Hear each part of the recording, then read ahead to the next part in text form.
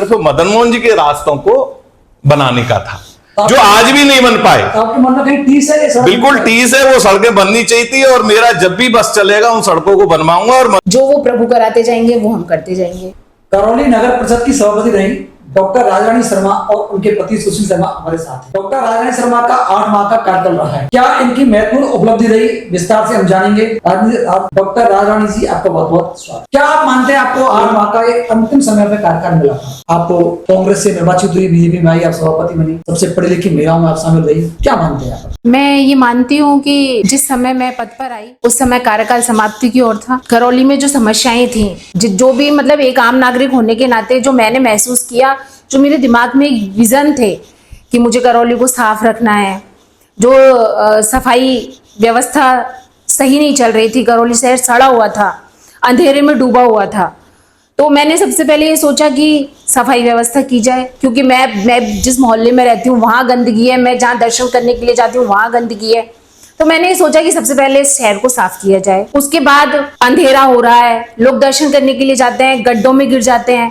तो मैंने ये सोचा कि भाई जहाँ जहाँ लाइटें पहले से खराब हो रखी हैं, जो हाई मास्क लाइटें थी 12 वो खराब थी, तो उनको सही करवाया और भी नई लाइटें लगवाई। मुख्य मार्गों पर जहां जहां जरूरत महसूस हुई वहां लाइट लगवा करके प्रकाश व्यवस्था को समुचित किया। उसके बाद हमने ये देखा कि 3 दरवाजे जो हैं वहां से उसकी पाल नहीं बनी होने के कारण, वो बनी नहीं होने के कारण हर वर्ष बारिश के मौसम में करौली जो शहर है वो लबालब भर जाता था, बाढ़ के से हालात उपस्थित हो जाते थे।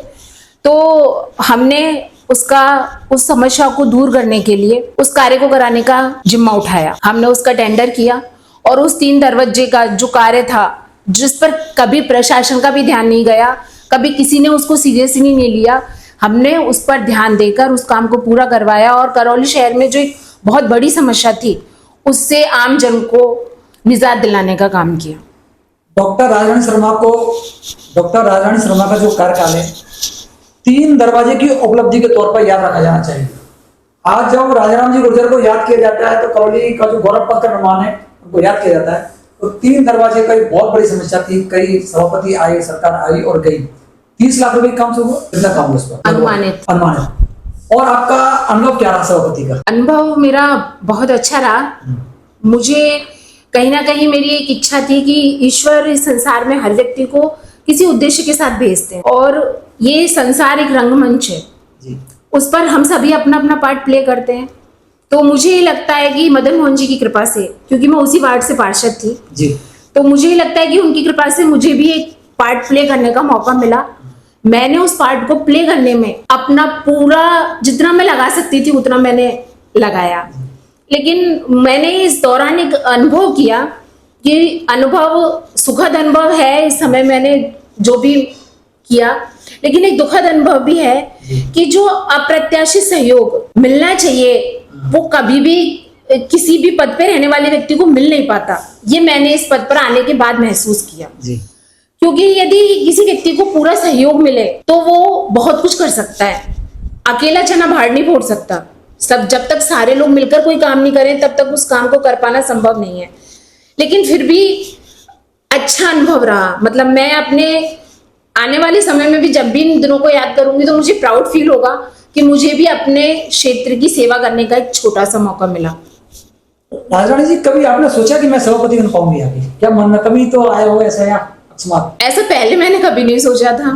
लेकिन जब चुनाव के हुए थे उस समय शुरुआती दौर में ऐसा लग रहा था, लेकिन बाद में कुछ परिस्थितियां अनुकूल नहीं रही, तो लेकिन बाद में हमें यह मौका मिला। तो आपकी एजुकेशन क्या है? मैंने संस्कृत में पीएचडी किया है, संस्कृत साहित्य के प्रमुख रूपों में निरूपित राजधर्म विषय पर। मैंने राजस्थान यूनिवर्सिटी से शोध किया है।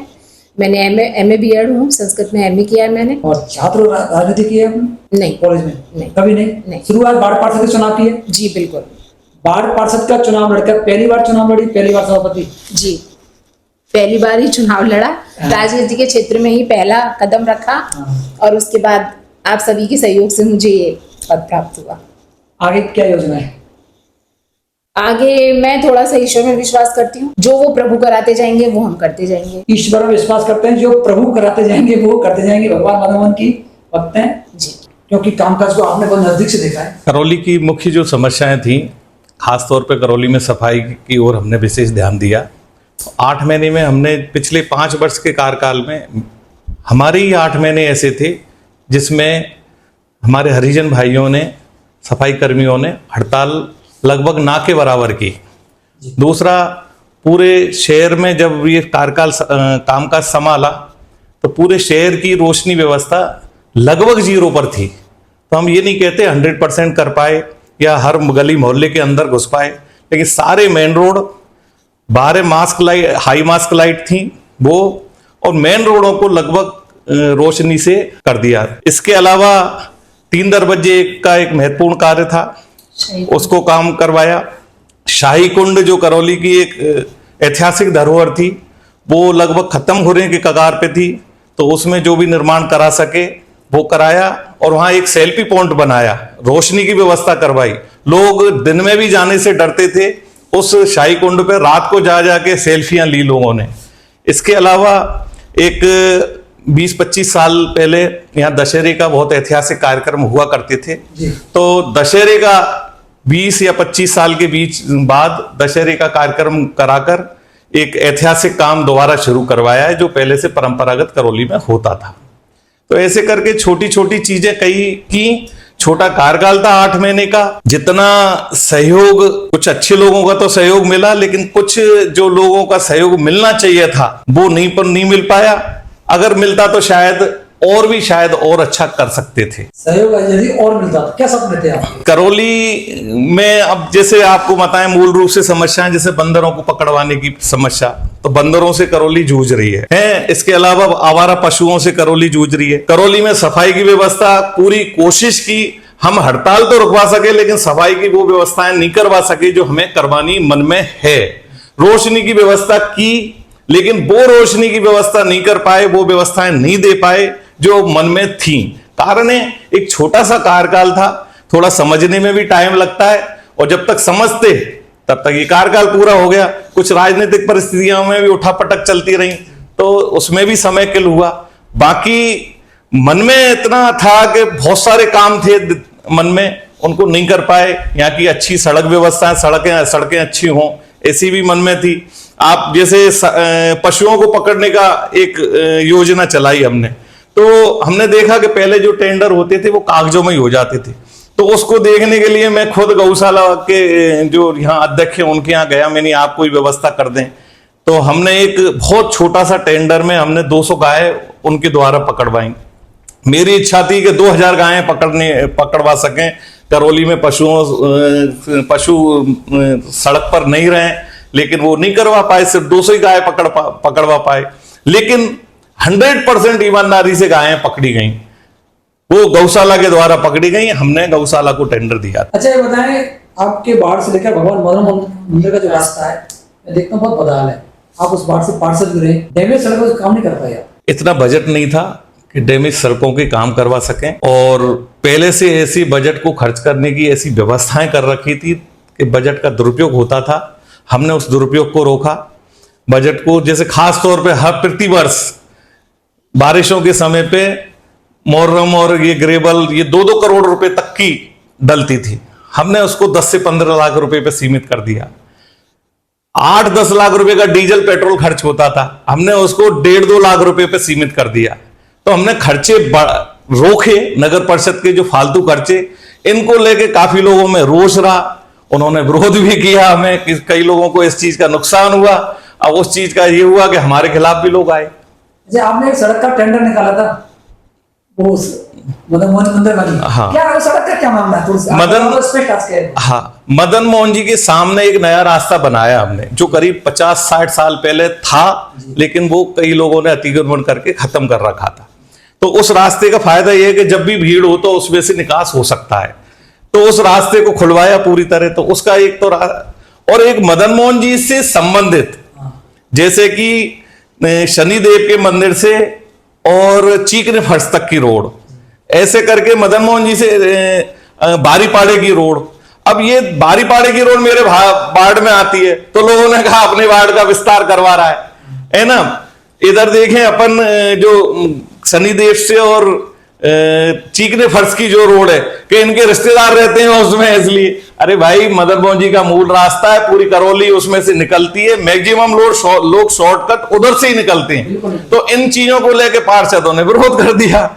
विरोध करने का कि अपने अपने वार्ड में काम करा रहे हैं, जबकि ऐसा उद्देश्य नहीं था। उद्देश्य सिर्फ मदन मोहन जी के रास्तों को बनाने का था, जो आज भी नहीं बन पाए। आपके मन में कहीं टीस है ये सड़क? बिल्कुल टीस है, वो सड़कें बननी चाहिए थी और मेरा जब भी बस चलेगा उन सड़कों को बनवाऊंगा। और मदन मोहन जी का जो रास्ता जो खुलवाया मैंने, रास्ता तो खुल गया और वो इस्तेमाल होता है आज भी 30 त्योहारों पे, मैं उस रास्ते को भी बनवाऊंगा, चाहे मैं पार्षद आगे उस वार्ड से रहूं चाहे नहीं रहूं।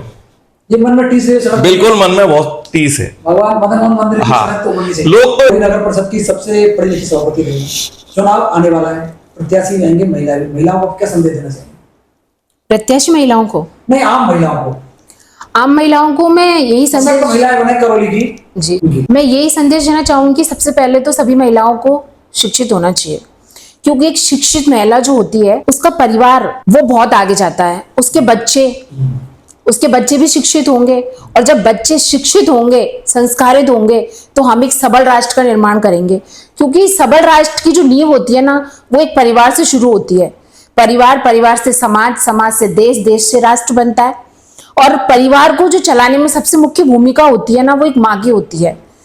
तो मैं ये कहूंगी कि सभी महिलाओं को अपने बच्चों को अच्छे संस्कार देने चाहिए, उनको मानव मूल्यों से परिचित कराना चाहिए। दया, प्रेम, करुणा, ये जो आज हमें देखने को नहीं मिलती है बच्चों में, बच्चे बहुत मशीनी जैसे हो गए हैं। तो हम बच्चों को मानवीय मूल्यों से परिचित कराएं, माएं उनको सनातन धर्म से जोड़ें।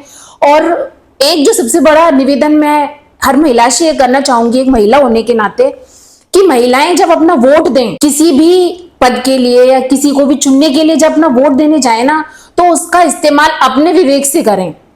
वो एक योग्य प्रतिनिधि को चुनकर पद पर बिठाएं, क्योंकि यदि एक योग्य प्रतिनिधि चुनकर आता है, उसमें जो योग्यता होती है उसके आधार पर ही वो उस वार्ड हो, चाहे समाज हो, चाहे हमारा जिला हो, उसका विकास तभी संभव है जब योग्य व्यक्ति उस कमेटी में चुनकर जाएं। और ये दायित्व हम महिलाओं का भी है। महिलाओं का भी।